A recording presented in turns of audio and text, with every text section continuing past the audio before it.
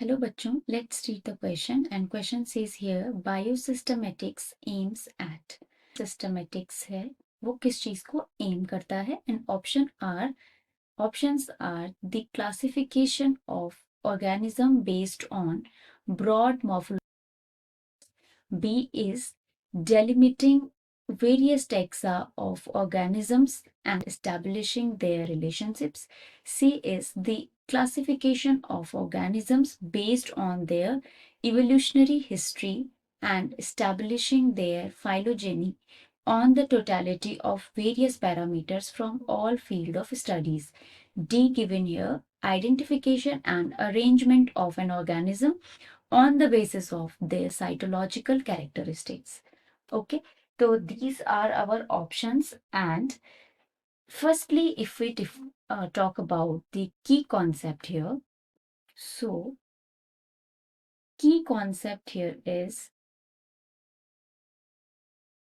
की कॉन्सेप्ट यहाँ पे हो जाएगा हमारा biodiversity. Actually biosystematics, if we define the biosystematics, so it is a science that deals with the study of biodiversity or diversity. So the key concept here is the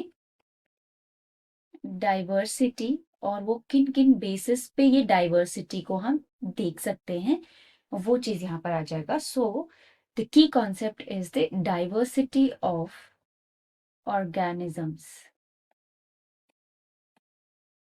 Okay, so this is our key concepts. Let's look forward. And firstly, if we define biosystematics,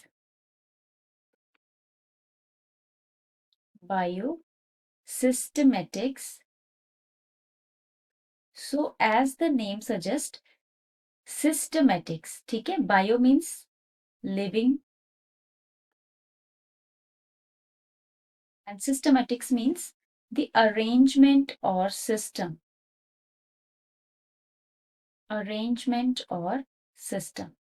Okay, तो living organism का जो पूरा classification और उसका system on the basis of evolutionary study and diversity and all, on the basis of these all factors, क्या उसका systems हम रख सकते हैं, तो वो सारा चीजें आ जाती है आपकी बायोसिस्टमेटिक्स में. ठीक है, एंड इफ वी डिफाइन, तो ये आ जाता है आपका science that deals with the study of diversity. ठीक है, इसमें आ जाता है study of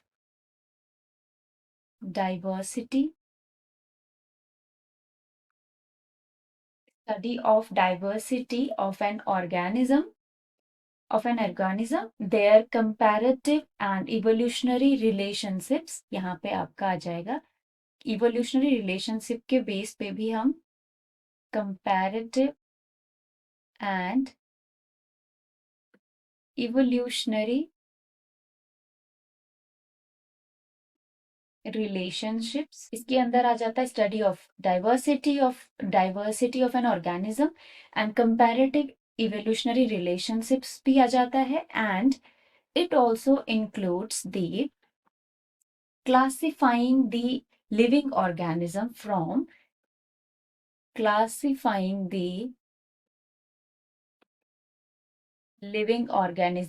from species to kingdom. ठीक है, तो ये सारी चीजें आपका आ जाता है बायोसिस्टमेटिक्स में. ठीक है, evolutionary relationships and the diversity of an organism. So now let's read the question options here. First option दिया है यहाँ पे the classification of organism based on broad morphological characteristics. ठीक है, ये यहाँ पे इनकरेक्ट हो जाएगा बिकॉज जो क्लासिफिकेशन था ऑर्गेनिज्म का वो मॉर्फोलॉजिकल कैरेक्टर पे तो था, but it is not only the morphological characteristics. So based upon the broad morphological characteristics यहाँ पे अप्रोप्रिएट ऑप्शन नहीं हो सकता है. नेक्स्ट है आपका delimiting various taxa of organism and establishing their relationship. ठीक है, तो यहाँ पे वेरियस टैक्सास ऑफ ऑर्गेनिज्म तो ये क्लासिफिकेशन के अंदर आता ही है, बट यहाँ पे क्योंकि अदर चीजें भी कुछ जो बायोसिस्टमेटिक्स है वो काफी चीजों को होल्ड करता है, biodiversity, evolutionary relationships, comparative and evolutionary relationship and classification. तो this option will also incorrect here. Third option आ जाता है हमारा classification of organism based on their evolutionary history and establishing their phylogeny on the totality of various parameters from all field of study. This option, correct option here or appropriate option in for the biosystematics. ठीक है, तो we can say here biosystematics aims at the classification of organism on the basis of their evolutionary history आ जाएगा यहाँ पे establishing their phylogeny. Phylogeny is what? Phylogeny का means होता है, phylogeny का means होता है जो हिस्ट्री किसी भी स्पीशीज का, किसी भी ऑर्गेनिज्म का हिस्ट्री और उसका इवोल्यूशनरी रिलेशनशिप को शो करता है। ठीक है, रिलेशनशिप्स को शो करता है। तो ये हमारा फाइलोजेनी हो जाता है। कभी आपने देखा होगा उसमें क्लैड्स और डिफरेंट तरह के जो फाइलोजेनिक ट्री है हम उसको फॉर्म कर सकते हैं किसी भी ऑर्गेनिज्म के लिए, जिससे कि हमें उसका हिस्ट्री, इवोल्यूशनरी रिलेशनशिप्स वगैरह हम डिफाइन कर पाते हैं। तो phylogeny on the totality of various parameter from all field of studies. तो वेरियस पैरामीटर्स के बेस पे हम क्लासिफिकेशन कर सकते हैं, स्टडी कर सकते हैं किसी भी ऑर्गेनिज्म का। तो ये जो ऑप्शन है यहाँ पे, ये प्रॉपरली अप्रोप्रिएट ऑप्शन हो जाएगा for this question. Okay, let's move towards the next one, that is D. D option given here, identification and arrangement of an organism on the basis of their cytological characteristics. Again ये एक ही चीज को यहाँ पे target कर रहा है, cytological characteristics।